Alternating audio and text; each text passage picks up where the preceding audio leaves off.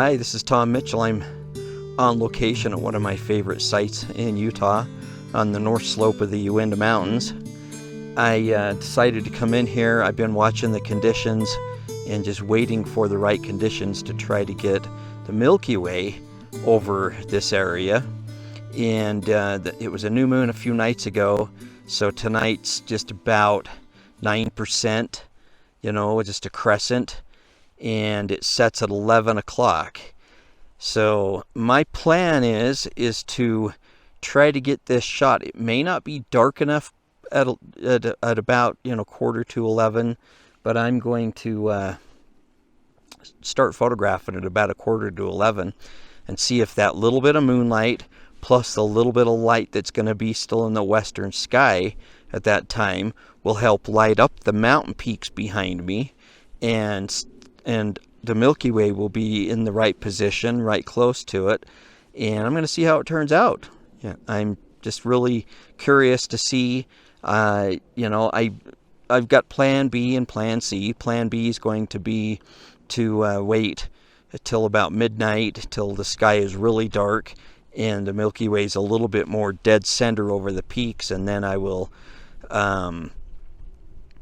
do one long exposure, like a 10-15 minute exposure for the foreground, and then do a short exposure for the Milky Way and blend them. I also brought my star tracker. I could do a 3-4 minute tracking of the Milky Way and a foreground. The tracking works great because you don't get star trails if you have the tracker set up right, and you can get a less grainy photograph. There's also another way of doing this, which is stacking, which is probably what I'll do. Just, stack. What you do is you take 2-3 pictures with the lens cap on, and then you take 7, 8, 9, 10, even maybe 15, 20 photographs of the night sky, and then you take them in a stacking program and you stack them all. It lines everything up and allows it to be less grainy. So I'm going to shoot this at ISO 6400 at wide open at 2.8 on my lens and probably 20 seconds. So let me kind of show you what I'm going to be doing. So this is what I'm envisioning. This is kind of going to be a tricky shot. I'm going to be shooting at about 40 millimeters, which brings more star trails. When you magnify the sky more, you get star trails more. That's why I brought my Move Shoot Move tracker, so that I could track if I need to. And at 40 millimeters, I could easily track this. So that's the first problem with this shot. I'm going to, as you see, I want it vertical. The second problem is, notice the ripples in the water. Now, if the wind quits blowing, which it probably will around 11 to midnight, this gets glossy clear. This is really still water in here. It's moving, but it moves really slow and it's quite deep. So I want to get the Milky Way reflecting in the foreground in the water.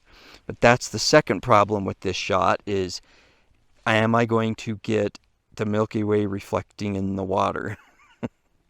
The third problem with this shot is, like I was saying, I want the peaks to be lit up.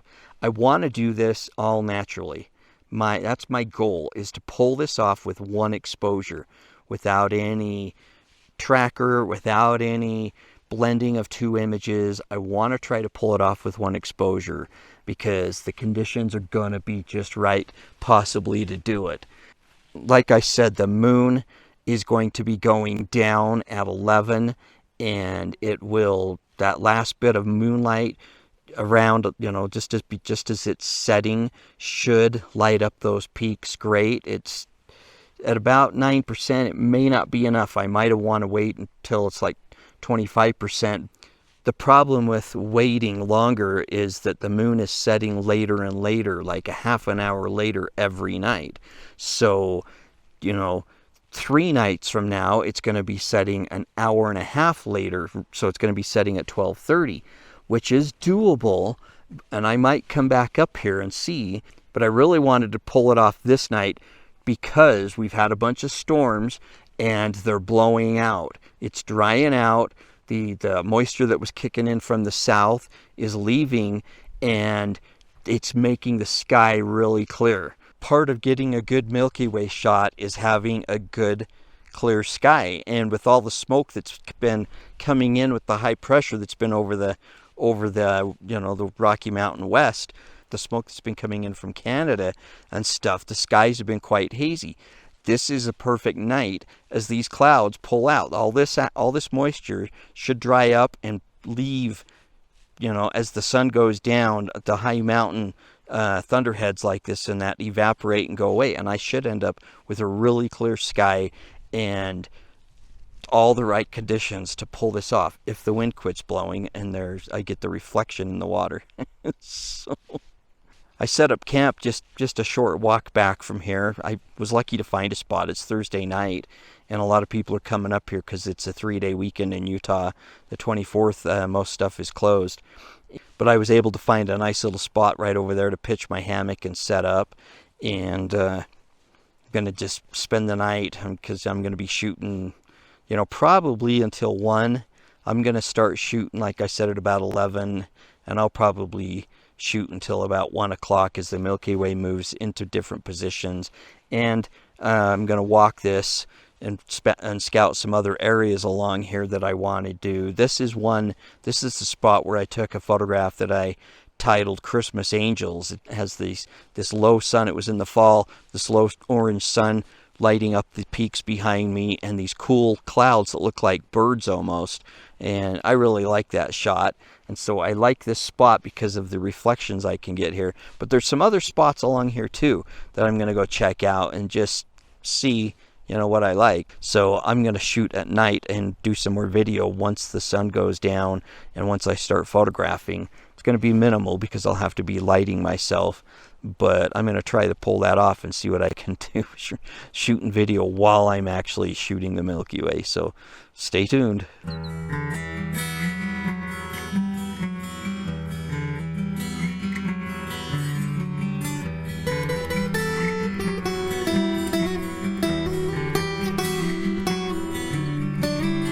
Where has all the laughter gone like waves upon the shore? It echoes in my empty mind, the times I've known before,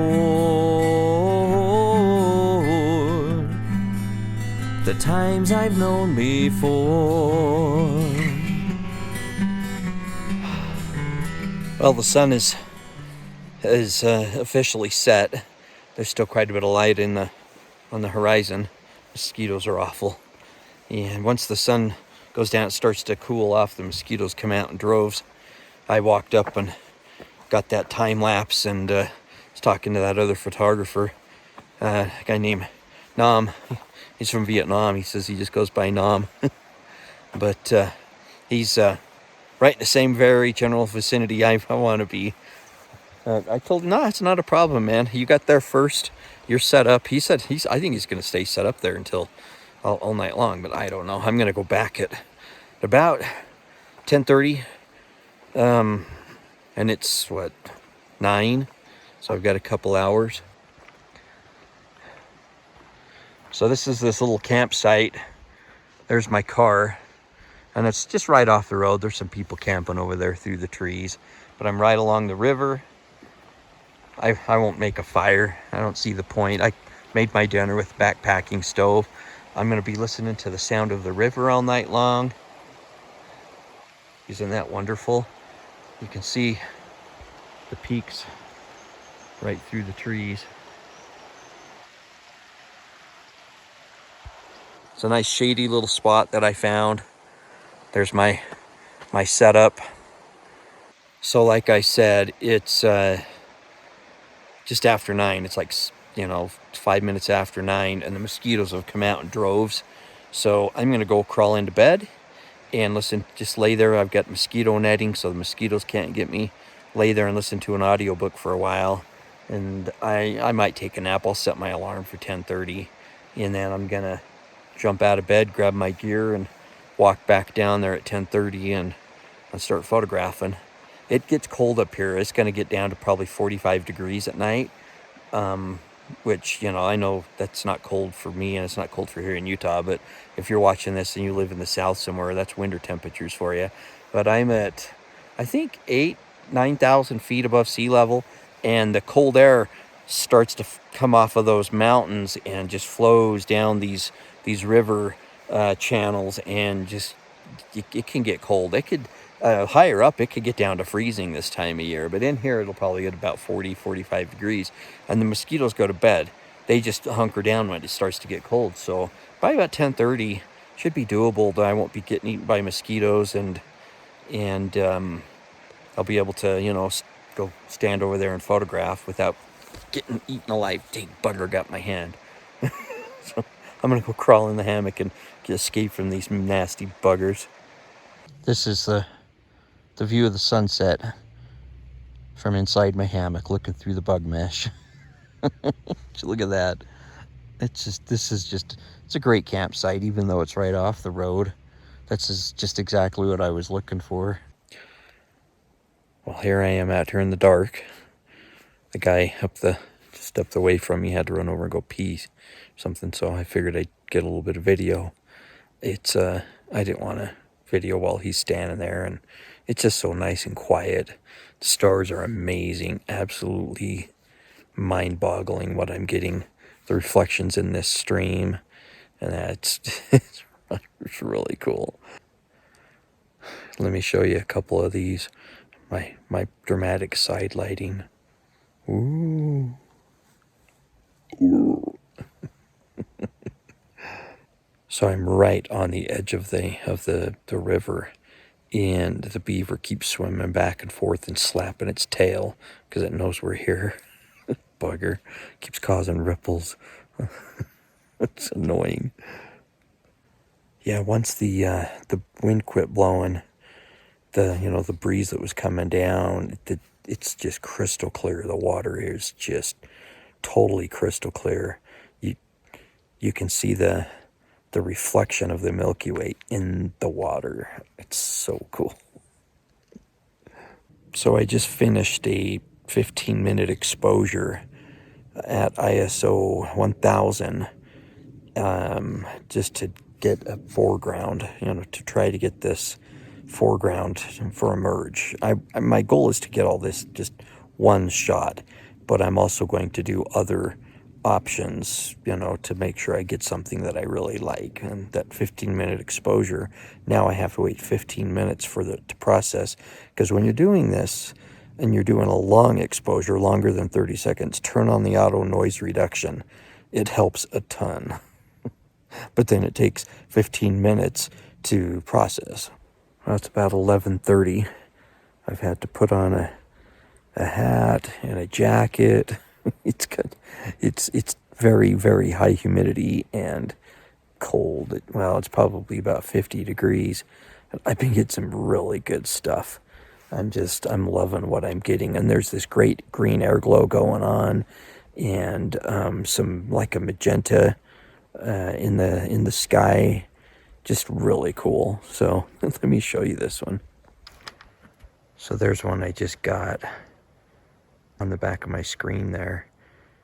And that's just on the back of my LCD screen, which doesn't do it justice. I'll show the edited one here. I keep hearing this noise across the way that the beaver's been slapping its tail, and I think they're moose on the other side of the river over there. I shined my light over there and saw their eyes. I could hear them walking along, squash, squish, walking through the wet stuff. Don't come over here, please. Don't come over here. Moose can be very dangerous. Couple tricks for focusing, for instance, because you can't autofocus, obviously. So if you have live preview on your camera, go to live preview and zoom in. Like go, on the zoom in button on the live preview, find a star, and then you can focus on it that way. That's the easiest way to make sure that your stuff's in focus. Otherwise, it's just kind of a guessing game. Most lenses over focus at infinity. They'll go past infinity and go blurry, so you can't just throw it to infinity and call it good. So you really need to watch your focus when you're doing this kind of stuff. I will check it in live preview. When I take a shot, I'll zoom in and double check it and make sure everything's looking good. If I need to tweak it, I'll tweak it a little bit more. So I think I'm going to call it a night. The core of the Milky Way is going to start dipping below the peak, the mountain over there, and I've got plenty for what I wanted to get. So I'm going to walk back to camp and crash. Just walk up to the road and back down to where I've camped, and hope I don't get jumped by a moose or, bear or Bigfoot. I'm going to show all these at the end here and let you see what you think. Thanks so much for watching. I hope you enjoyed this, and happy trails.